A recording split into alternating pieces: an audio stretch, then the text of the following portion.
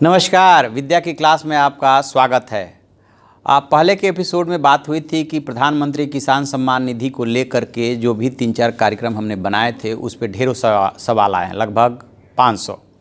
उसमें से हमने उन कुछ चंद सवालों को छांटे हैं जो बार बार रिपीट हो रहे हैं और लोग जानना चाहते हैं कि क्या इस केस में उन्हें ये पैसा मिलेगा या नहीं मिलेगा। उसको लेकर के मैं जवाब देने की कोशिश करूंगा कि क्या है उसका आधार और कहाँ आपको फ़ायदा मिल सकता है और कहाँ नहीं मिल सकता है। जितना आसान शब्दों में बन सकेगा मैं समझाने की कोशिश करता हूं। तो मैं सबसे पहले पहला सवाल लेता हूं जो बार बार रिपीट हो रहा है। वो पहला सवाल ये है कि कृषक यदि महिला हो और पति पेंशनर हो तो लाभ मिलेगा कि नहीं मिलेगा। तो मैं सबसे पहले इसका बता दूं, पहले भी इसका जवाब दिया था कि जो परिवार की इकाई मानी गई है उसमें पति, पत्नी और नाबालिग बच्चे। तो यदि पति और पत्नी में से कोई भी कृषक है और दूसरा पेंशनर है, पेंशन यदि 10,000 रुपये से अधिक है तो फिर आपको लाभ नहीं मिलेगा। लेकिन यदि पेंशन 10,000 रुपये से कम है तो चाहे पति के नाम ज़मीन हो या चाहे पत्नी के नाम हो उससे कोई फ़र्क नहीं पड़ता। इवन बच्चों के नाम भी हो तो भी फ़र्क नहीं पड़ता। उसका टोटल जो है, कुल योग जो है 2 हेक्टेयर से अधिक नहीं होना चाहिए।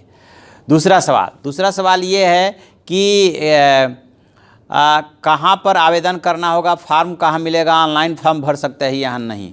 तो मैं ये बताऊं कि जहाँ तक फॉर्म की बात है तो इसमें ऑनलाइन किसान का कोई रोल नहीं है। ऑनलाइन जो कुछ भी करना है वो डिस्ट्रिक्ट एडमिनिस्ट्रेशन को करना है और फॉर्म आपको लेखपाल या तहसील या कई जगहों पे लेखपाल जो है ग्राम प्रधान से कोऑर्डिनेशन में है तो वहाँ से मिल जाएगा। वही आपको 7 सवालों के जवाब देने हैं और कुछ डॉक्यूमेंट लगा करके आपको लेखपाल को हैंड ओवर कर देना है। फिर उसके आगे का जो भी प्रोसेस है वो डिस्ट्रिक्ट एडमिनिस्ट्रेशन को करना है और वही उसको ऑनलाइन और उस पर पीएम किसान सम्मान निधि जो पोर्टल बना है उस पर जा करके उसको अपलोड करना है। यहाँ पे किसान का कोई ऑनलाइन रोल नहीं है।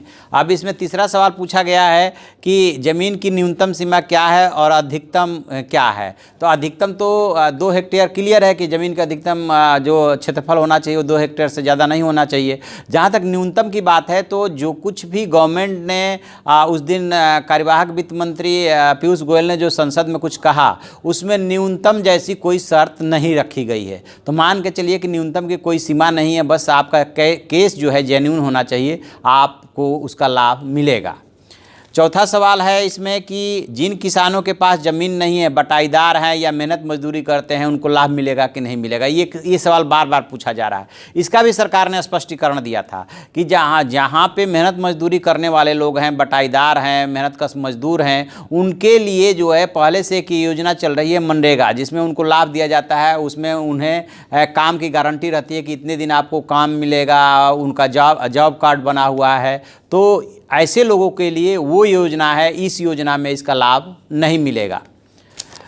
अब 5वां सवाल आया है कोई पर्टिकुलरली केस का, लेकिन मैं उस केस को इसलिए ले रहा हूं कि बहुत सारी आपके सवालों का समाधान और शंकाओं का समाधान इससे हो जाएगा कि हम 3 भाई हैं, तीनों के हिस्से में 2 हेक्टेयर से कम ज़मीन है, लाभ मिलेगा कि नहीं मिलेगा। फिर इसको मैं पहले क्वेश्चन से जोड़ रहा हूँ कि यदि परिवार की इकाई पति, पत्नी और 2 बच्चे हैं तो सबसे पहले तो ये स्पष्ट होना चाहिए कि क्या आप तीनों भाई बालिग हैं। यदि आप तीनों भाई बालिग हैं और तीनों के हिस्से में जो ज़मीन है वो अलग अलग खसरा खतौनी में दर्ज है तो बिल्कुल आपको लाभ मिलेगा। लेकिन यदि आप तीनों भाई बालिग नहीं हैं और आप एक पिता की संतान हैं और आपके पिता जीवित हैं और उनके नाम से खेत है तो फिर जो है ये देखना होगा कि क्या पिता के पास जो ज़मीन है वो 2 हेक्टेयर से अधिक तो नहीं है।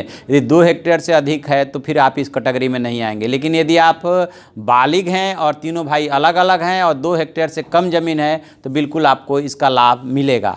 तो ये है कुछ सवालों के जवाब। आगे जो भी आप क्वेरी अपना भेजेंगे हम उसका जवाब देने की कोशिश करेंगे, क्योंकि प्रधानमंत्री बहुत जल्दी इसको अगले 1-2 हफ्ते में इसको लागू करने जा रहे हैं। संभवतः गोरखपुर से इसकी वो शुरुआत करेंगे और अपने हाथों से बटन दबा करके कुछ ऐसा सिस्टम पे काम चल रहा है कि जो फर्स्ट राउंड में किसान सेलेक्ट हो रहे हैं उनका पैसा तत्काल फरवरी के एंड तक ट्रांसफ़र हो जाए। तो जो भी आप आगे क्वेरी भेजेंगे हम उसका जवाब देने के आसान शब्दों में कोशिश करेंगे। देखते रहिए हमारा डिजिटल चैनल इन खबर, उसे लाइक कीजिए, शेयर कीजिए और कमेंट बॉक्स में जाकर के अपने कमेंट लिखते रहिए, सुझाव देते रहिए। उसी के अकॉर्डिंग जो है हम एपिसोड बनाते रहेंगे। Thank you.